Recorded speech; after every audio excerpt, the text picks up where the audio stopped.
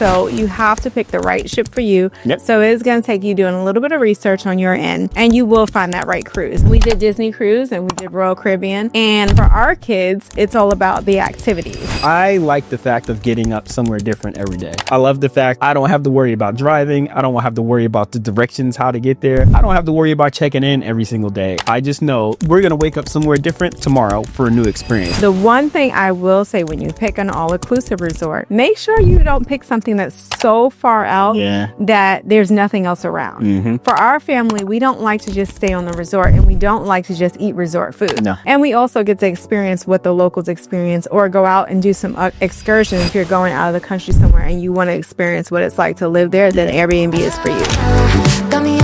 All right, so we've done Disney cruises, Royal Caribbean cruises, all-inclusive resorts, and plain resorts with our kids.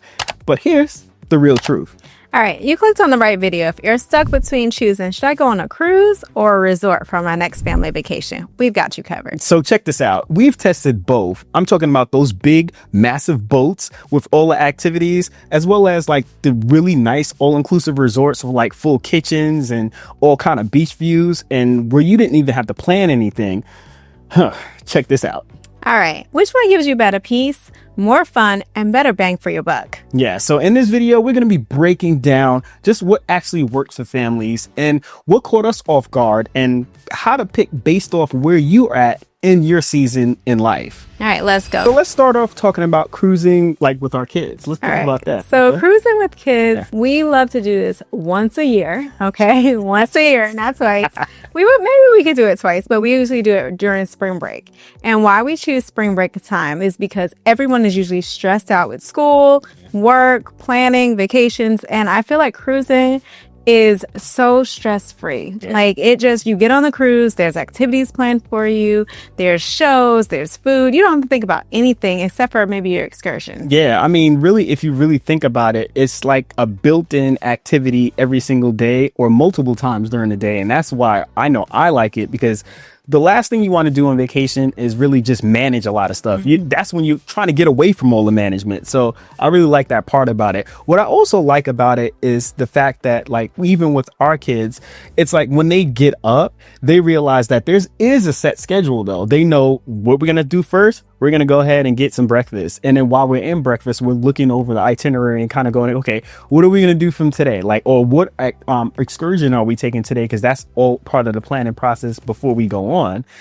So they're looking forward to that the minute that, they wake up inside, in the morning. So I can say that. And I think for our kids, it's almost like they almost feel like they're at school because they make so many friends. So they really look forward to the kids club. Like they are like, hey, we're going to go to the kids club. And that just makes them feel like there's a bunch of kids on the ship and I get to know my friends and I get to hang out, or I get to go to the pool, the slides and things like that. And they just always have something to look forward to. Even if it's a show that we're going to, they have something that there's something to look forward to. And that just makes it so much more worth it to us. And for me, the best part is I am not thinking about where are we going to go eat? What restaurant are we going to go to tonight? I knew that was coming. Like, what restaurant are we going to go to? What, who wants this for breakfast? It's just, everything is right there and you get to choose. So it's not like, hey, let's try this or let's try that. You might like this, you might not like that. But it's not feeling like we're wasting money, as far as going to a restaurant and being frustrated on, okay, what do you want? What are you going to eat? And for Carter, he has an egg allergy. So we're always trying to look at the restaurants to see, is there, something he can have? But on a cruise, the staff and the wait staff, they get to know you. So they know that he has an egg allergy. So they offer him things that he can have. So it really takes that off of us. Our plate. Right. So one of the biggest things that I say was the biggest benefit of cruising, and I tell this to people all the time, is the fact that you can visit multiple places and you do not have to take a flight. And that, for me, I mean, I like flying, but I'm just saying you get to visit all these different islands or all these different ports and really get an idea of what the port or the island is like. Because for us, that's how we visited St. Martin, and we were like, hey, we like St. Martin. Let's actually fly back here for a longer period of time next time. And also, that's how we found one of the hotels that we want to go to in St. Martin as well. So I think that's one of the biggest benefits. You get to see so many different things on one cruise on different days and really get that vibe. So it just expands like your horizons as far as saying, you know, I really like this part of Mexico. So let's try this next time on spring break, or let's try this next time on fall break, which is another video. Yeah. And fall break is a good time to go. Mm-hmm. But I will say with the islands, I know so many people think that you don't get a lot of time on an island, and you don't. So that is a downside to it, that sometimes you do feel rushed depending on what time the ship is leaving. And we've had that experience where we're like, oh gosh, I wish I had more time. Mm-hmm. But the nice thing about that as well is that you can make it what you want it to be. Yeah. So if you want to just have a beach day on that island, have a beach day. If you want to go ATV riding, go do that. And that makes it a lot of fun for us. You know, you don't necessarily have to get off the cruise ship either, because that's a great time when the cruise ship is completely empty and you get to do all the activities on board without the fuss or the hassle of people around you. I've never experienced that. She has. I haven't. Yes, I did St. Lucia all the time. But one day I will. Yeah, and it's about when it comes to cruising, it's about picking the right ship for you and your family. That's big. So yeah. I want to say, can't stress that enough. If you go on a cruise and you pick a party boat, you might have a bad experience if you have kids. Or unless the kids are in the party. No. But you might have a bad experience. You might get on there and feel like cruising is not for you. Or if you pick a boat that maybe doesn't have a lot of activities on it, it's not going to be a great experience. Or if you pick an older ship, we've done that before, where the price was just really good. And we're like, oh, let's go on this ship because the price was good. And we absolutely hated it because the ship was older. It had a lot of nice like activities and fun stuff to do. But, you know, when we came back to the room, I was just like, this ain't it. You know, it was just, you know, so it kind of put a damper on it. And when you walked around the ship, you could tell that it was older. So you have to pick the right ship for you. Yep. So it's going to take you doing a little bit of research on your end, and you will find that right cruise. Now, we did Disney Cruise and we did Royal Caribbean. And for our kids, it's all about the activities. So we love Disney Cruise, but when we went on Royal Caribbean, they loved the rock climbing, the zip lines, the bumper cars, all the things that they had to offer. So for us, that's what worked best for us. Yeah, that's definitely what works for us. Now let's move on to another portion of this, and that's going to be all-inclusive resorts. Okay. And now, see, this is where I come in, because I actually like, going to all-inclusive, because I like the fact that, again, just like Brizette mentioned before, there's no like thinking about what you're going to eat. It's just really, what am I going to eat today from this particular restaurant? You don't have to go out anywhere. You don't have to drive anywhere. You don't have to look through reviews to try to see if this is a good restaurant or not before you venture out the hotel. Literally, it's all in front of you. And the fact of the matter is that you don't have to plan anything like that out. In my opinion, it makes the day go by much easier, especially with kids, because they know what they like for breakfast. And most of the all-inclusives that we actually been to, they would have like those staples on the menu, and they may have different things as far as like saying, hey, today is like Caribbean day. So they may have like a Caribbean dish, let's say, for instance, for breakfast or lunch or dinner or whatever the case may be. But they also have those staples. They know there's pizza there, you know, and we know if all else fails, there's pizza.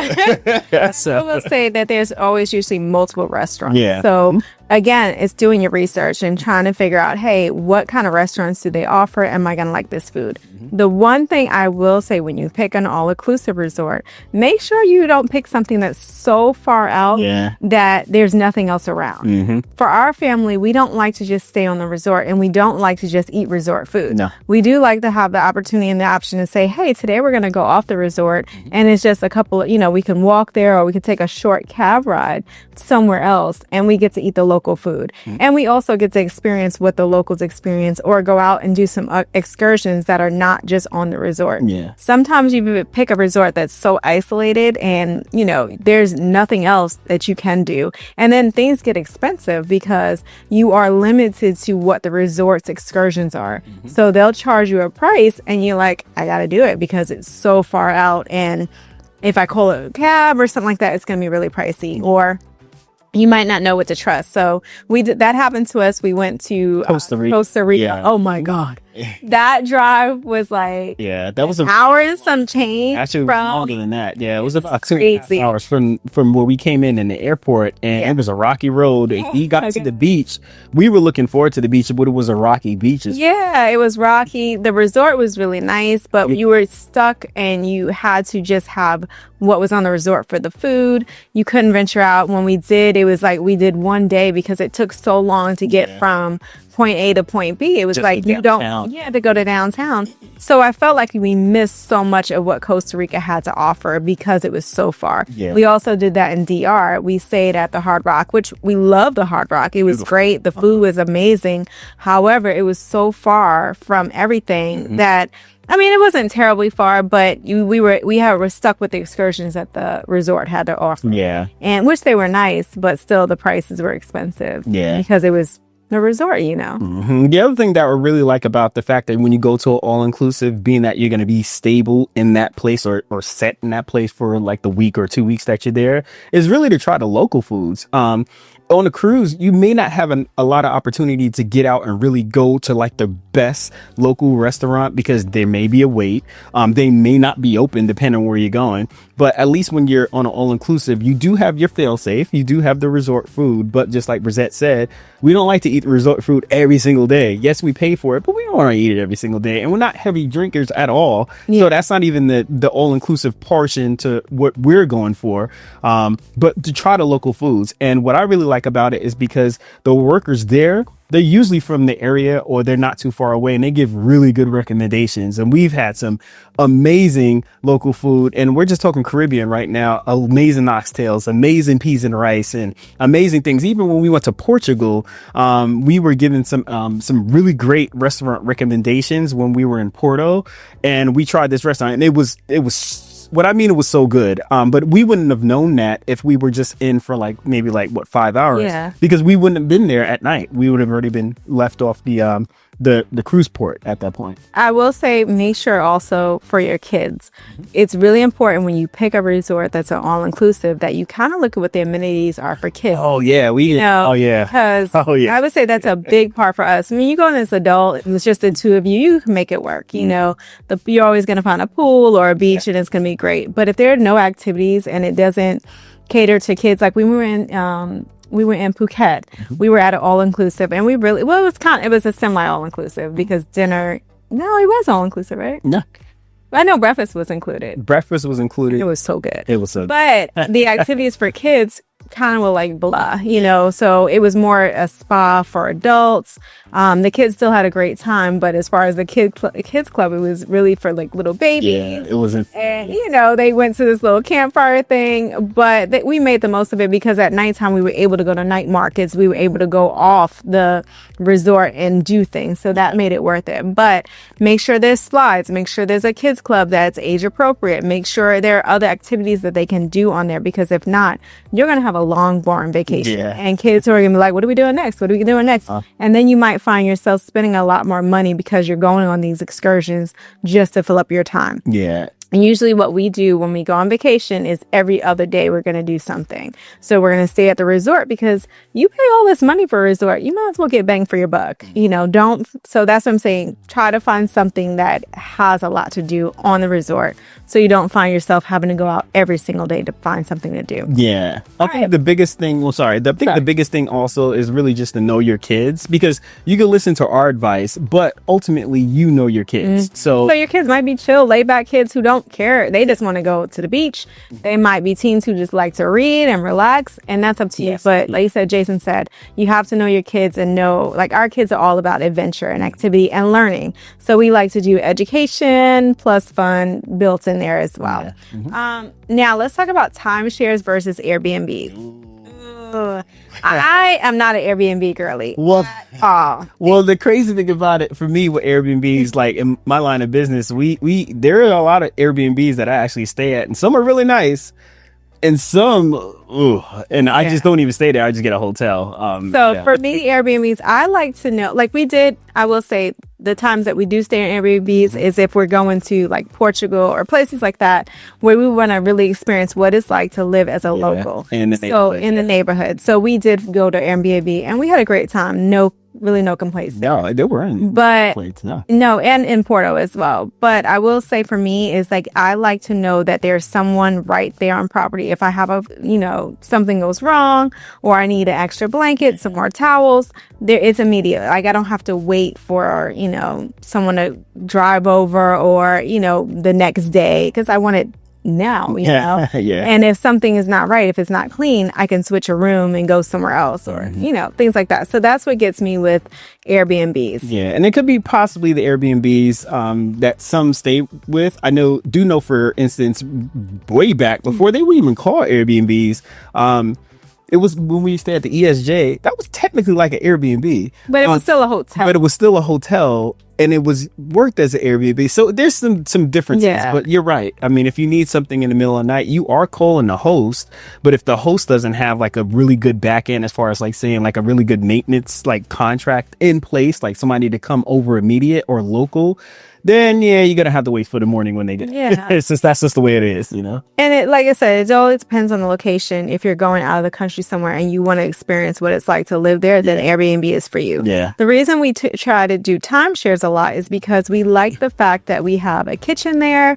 We can go out somewhere and get food. Like when we're going to Mexico, we're staying at a timeshare in the Western Laguna Mar. What we like about it, it's central. There's activities right across the street. Yeah, a big mall. You can go ahead down and take a cab to Walmart. We can get our groceries that we want. And then, so for us as our family, we like to cook breakfast, or not really cook breakfast, things that are easy. Yeah, like cereal, smoothies, and stuff like that.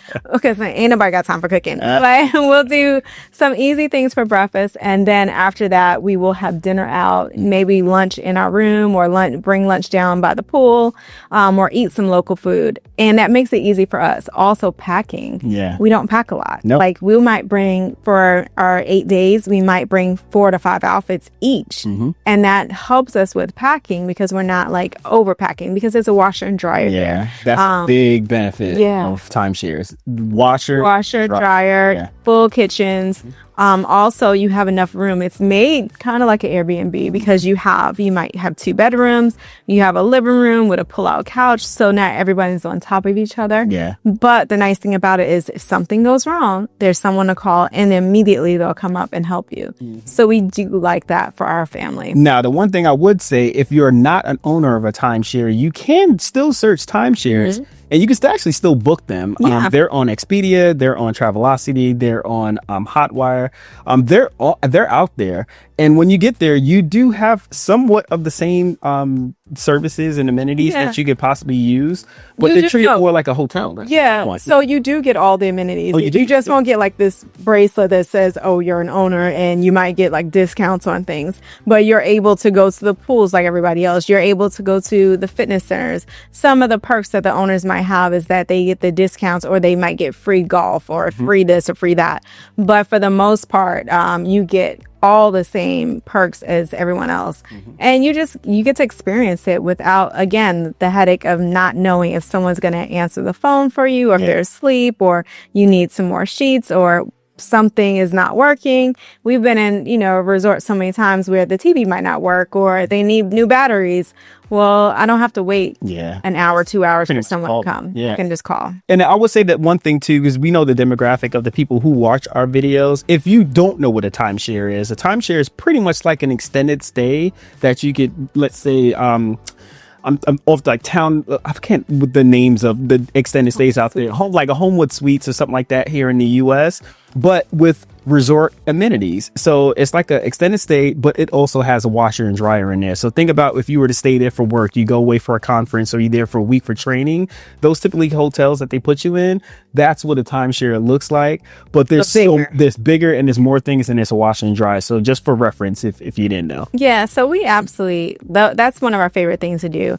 And it gives us control over the restaurants we're going to go to. It does get a little bit more pricey. So you're kind of figuring bang for your buck. But then sometimes we've priced out an all-inclusive, and we'll be doubling our price, and we can control how much we want to spend at restaurants. So it saved us money on that end. All right. So the big question. Yeah. Which one? Oh. we're answering that question. I didn't even know we answered that question. So so it was timeshares, not timeshares. It was cruises versus like all inclusive. And resort styles. I would honestly say that I like the fact of getting up somewhere different every day. I love that. I love the fact of like there's a pilot taking the wheel. I don't have to worry about driving. I don't have to worry about the directions, how to get there. I don't have to worry about checking in every single day. I just know we're going to wake up somewhere different tomorrow for a new experience. And I'm all about experiences every single day or every other day when we go out. So I'm all about the cruising because I like the fact that there's different nights, like as far as like Caribbean night and Italian night and, you know, Mexican night. I like that. I like it having like a variety. I like that part. And I really do like the fact that I get to meet different people in the different ports. And what we really love to do is just ask them like, oh my God, like, so what is your day like here? Or if we see kids and our kids are, you know, talking with them, or if we're in a Spanish speaking country and we're asking questions to like one of the vendors and, you know, how's business over here? You know, what time do you usually get in the morning? Or what time do you guys usually leave? Or just asking about their economy when we get there. If we're on like an excursion and we're talking to like the van driver or the tour guide and asking them, hey, what are you in school for? And they really getting to hear like they're in school for tourism and this is this and this is what this brings in. I think that's just interesting just to get to learn. I love that fact. But okay, so for me, I'm kind of with the same boat as Jason. I would prefer to go on a cruise versus an all-inclusive. The reason for me is that I feel like there's so many more things to do as far as I might not just be stuck with one or two shows. I can go to so many different things. I can go to this show. I can go to that show. I can go to try so many more different restaurants, or I don't know. I just feel like there's more to do, and I do love visiting different islands. Now, if I had the choice to spend that same amount of money on an all-inclusive resort or cruise ship, I'm going to go out of the country. Yeah. Honestly, I'm going to skip, you know, like Mexico, skip these places, and I'm going to go somewhere really far, like Portugal, Thailand, Bali, somewhere like that, because for the same amount of money, you're probably going to spend the same amount on that cruise ship that you can fly out of the country, depending on the time of the year. So think about that one. Yeah. You know? Now think about the hybrid approach too. You could do the cruise in a foreign country, yes, and then visit multiple islands as far as like the ones that hit Greece and all those. Then you have the opportunity to visit all these different countries. One country is completely different than the next, but you're on a boat that's taking you around. So you don't have to worry about the airport stress of like packing all the bags with kids, getting everybody on, passport checking here, passport checking there. Did we bring the passports? You don't have to worry about all that stuff, but you're just waking up in a different country on a different day. Even if there's like a 2-day stint in between, there's still stuff to do on the boat. So you always have something going on, you know? Yeah. So just think about it. You know, again, the biggest thing is wherever you go is picking the right thing for your family. So even if it's a cruise, picking the cruise that's going to fit your family the best. If it's a all-inclusive, make sure location is key, and what activities they have for your family, because that will kill your vacation. If it's boring, you're going to hear about it from your kids. If it's fun, they're going to have a great time, and you can go back again and just have fun. Yeah. So let's talk about cost, because we already talked about what we liked, and we didn't even really talk about what the kids like, because we kind of figured like both our kids really like the fact of they love the cruising. Yeah, they love cruising more. Because they like kids, it. Yeah, they like our kids love to cruise. They like going when we go out of the country or when we go to a resort. But again, I feel like it's more work for us because we're constantly having to plan, where are we going to go tomorrow? What are we going to do next? Are we going to, what are we going to eat? What are we going to eat? So even if it's all inclusive, it's still more planning, because we have to figure out tomorrow, okay, we're going to get up, we're going to take this cab, we're going to go here, we're going to do this and that. So it's a lot more work for us. So they like cruising, we like cruising. The cost, bang for your buck, I feel like cruising, depending on the time of the year, even for spring break, we have looked at going out of the country. That's flights most of the time, because for us, we can drive to Florida and we get on a cruise ship from there. So for that, we're paying for flights. Then we're paying for hotels, either a day before or a day after. Then we're paying for the all-inclusive. And by the time all that adds up, we're spending like almost $9,000 for that, where we can go on a cruise and we spend about it's roughly between 4,000. So it's usually like 1,000 a piece. Yeah. So and I would say that when you look at a cruise, though, the little things do add up. And you even though you may pay for the entire cruise, because we're talking costs here, you may pay for the entire cruise, but then there are gratuities, there are tips that you are adding in, like every time that you would, let's say, for instance, you get a pina colada. And then those drinks, if you don't have a drink package, they do add up. For me, I know before we go on, I'm getting a coffee card because I like coffee. But if you didn't have a coffee card and you're going in there every day because you want a specialty coffee, that's adding up. And by the time you see that bill later, it's like you pay for the cruise, you got all the stuff, but there's an extra bill at the end. There's always that bill. Yeah. In order to cover that extra bill, what we usually do is just pay for everything in advance. So we pay for our gratuities in advance, so we don't have to be like, oh, we're gonna get a surprise at the end of the cruise ship, because that's the last thing you want, is that surprise at the end. Coffee card, we already put that. We'll go online, we'll do the coffee card. So the only things we're really paying for are, like, if our kids did games or activities, excursions, we usually book those ahead of time. So try to plan out as much as you can ahead of time so that you're not surprised at the end. Yeah, you don't want to be surprised at the end. Now, I would say resorts, they're a little bit more predictable because you pay the price, especially for all-inclusive. And it's not really anything else outside of an excursion that you may do from the all-inclusive that you're paying for. The one thing that they will have is like a tip that you would leave for your housekeeping and such. But for the waiters and everything that really coming over back and forth, you may leave them something, or you should leave them something, but there's really no big surprises at the end because there's really, everything is already included. You already got your food, you already got, your drinks, there's already coffee involved in all that stuff. So that's pretty much what you have, when it comes to that. And I will say, we were going to Cancun this time. We did look at an all-inclusive versus the timeshare. And the all-inclusives for 2 days we wanted to go, we were almost paying $3,000 for it, because we thought about, hey, we're going to go visit this resort because it looks really fun. It would be exciting. But for 2 days, it was going to be $3,000. So that's something to kind of consider for that all-inclusive. Now, another cost saving that what you guys can have is, like, consider flying into the port rather than flying into a city and taking a shuttle to the port, if you can find this. Again, we're not too far away from Port Canaveral, or the Port Canaveral terminal in Florida, so we could drive right there and park, and that just makes so much sense. Whereas if you're flying in, unfortunately, you're flying into Orlando, and then you're gonna either rent a car, take an Uber, or take a shuttle to the cruise port. So that's something to consider when you're looking at it. Yeah, it is. And I always say start your vacation a day early, so that kind of gives you more bang for your buck as well. So we usually, if we do have to fly into somewhere like Fort Lauderdale or Miami, we go a day before. Relax that day, it feels like our vacation has started, and then we go into the cruise. So hopefully all these tips help you. I really do. I hope it helps you. I hope you feel what's best for you. Put in the comments, though, which one you like: cruising, resorts, timeshares, all-inclusive. What works for you and your family? We would love to know. Yeah, I mean, especially when you put notes inside the comments too, you help others. So there's so many comments that we have on our TikTok videos that we're seeing now of people going back and forth, and they're actually helping each other in the comments. So definitely leave it and see who you can help as well. All right. Until next time, thanks. Got me upside down, spinning around.